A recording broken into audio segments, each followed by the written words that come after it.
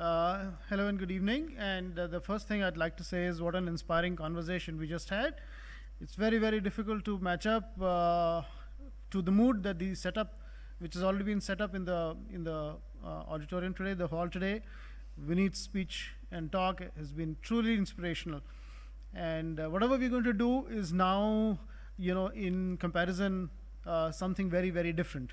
But nevertheless, we'll try and stick to some of the principles that Vineet has let out in front of us and try and see how is it that we can begin to use some of them.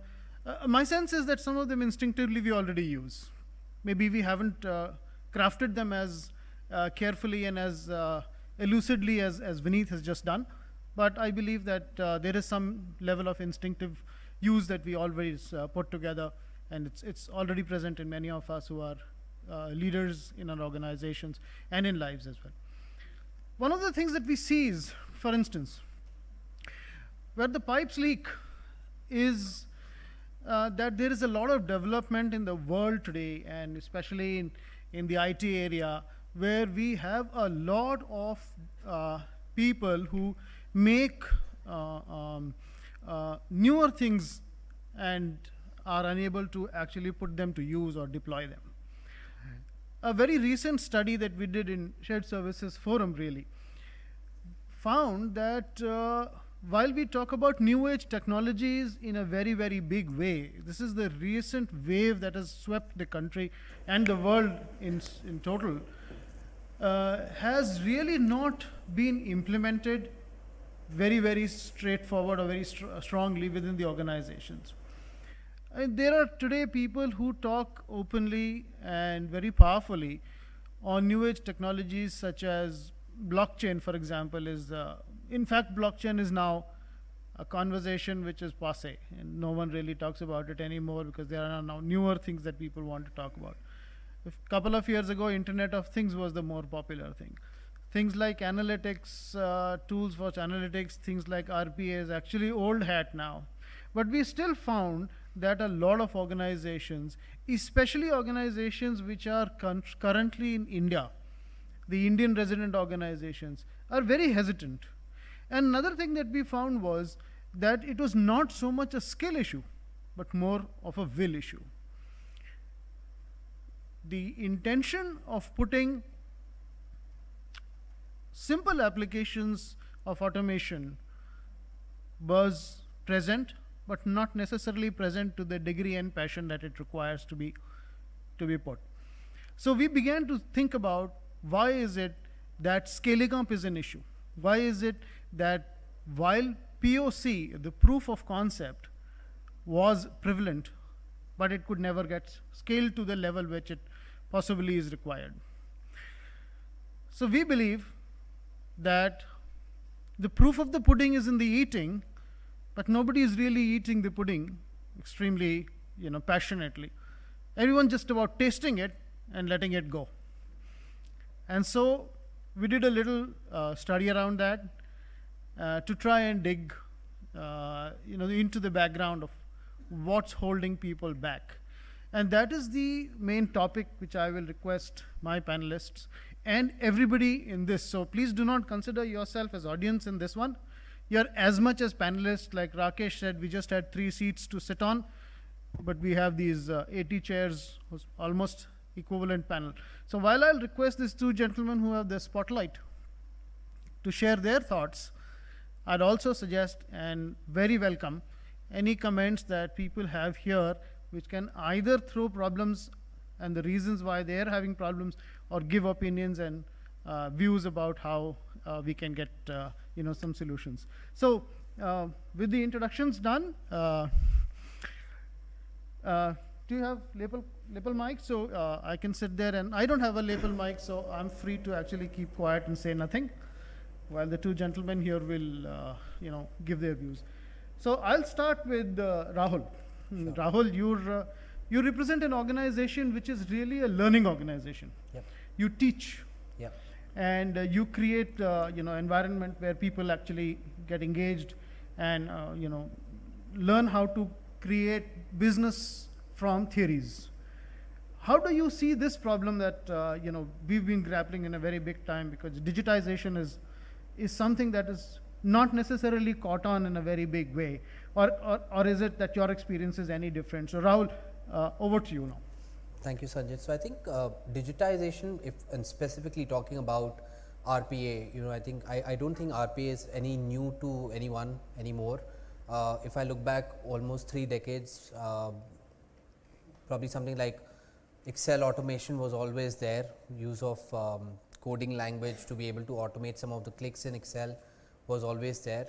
On a lighter note, I can also remember there were some movies that came out which spoke about having some automation, some robots way back in the 1980s and the 1990s, and till about the recent, maybe Rajnikant was the pioneer of Robot 2.0. So there's a lot of interesting conversation around the industry about robotics that is happening. ACCA as a professional body of qualification also invests in a lot of research to be able to understand what is happening in the industry, not just to be able to figure out how the role of a finance and accountancy professional is changing, but to be able to understand what is our effort to be able to ensure that the qualification is more business relevant and relevant for the students who are going to do the qualification. So there is a lot of research, and we did a similar research on the topic of robotics to understand what is the current stage of acceptance, adoption, what is the current stage of companies looking at, what kind of companies are looking at adopting RPA, what is the proof of concepts being run across the world. So we've done a lot of research on that. We and we found that it's still at a stage where some of the largest organizations are pioneers of trying to use robots or have used robots, but at the same point of time there are a lot of proof of concepts which are with companies which are still at a very initial stage of conceptualization, but really not getting into the real robotic mode. So I think as a professional body, our endeavor is to be able to make sure that our qualification is supporting businesses, not just from a perspective of being able to teach some of the basics of finance and accountancy to people, but also to be able to help them become digitally savvy by various means, shape and format. And I'll just give an example. So from the traditional approach of being actually writing exams on a paper with a pen and a paper in hand, we've actually transformed our world of taking examinations by making them digital. So all our students are now taking exams in a computer based environment to be able to ensure that they are accustomed to digital. So that is one of the ways of what ACCA is doing to make digitally equipped talent in the market. Right, and so Rahul, you believe that we've historically seen finance to be the leader in most of these functions. If you actually look at it functionally, you see finance. So do you think the finance organization in the world, and especially in India, is actually poised for this?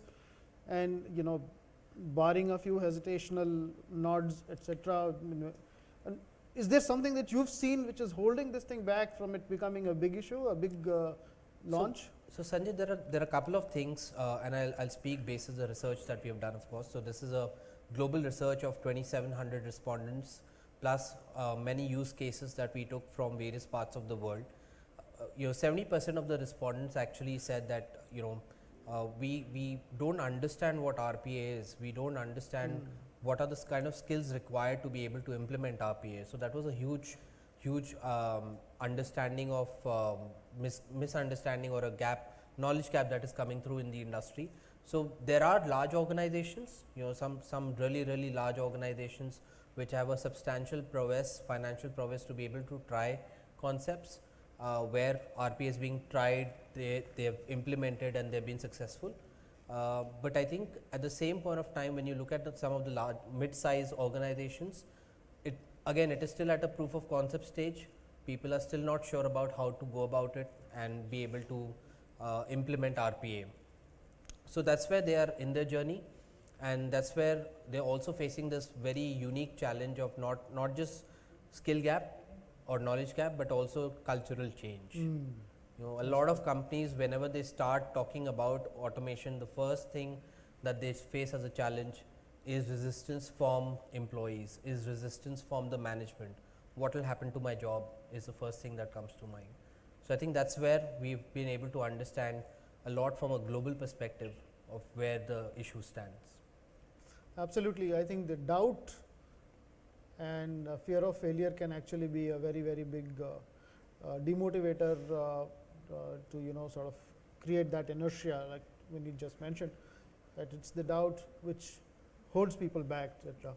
Let me now turn to a cool person. He's so cool, he's called IC, Irendra Chhabra. So, IC, you are a user of digitization and specifically RPA, and you've implemented many bright ideas within your organization. So, what's been your experience? Has it been a difficult journey, and you know what really has worked for your organization for you to actually break that boundary and you know get to a stage of implementation? And I know that you're having already implemented, or you've already implemented a lot, and your plans are really humongous. So, want to hear a bit from you. So before I very candidly reply you this, I want to ask audience, how many digital employees are there globally at this point of time? Any guesses? We have about 150,000 in India, and it's some 2 weeks back when I last read it. So they already have taken 150,000 jobs in India. Globally, they have taken 600,000 jobs.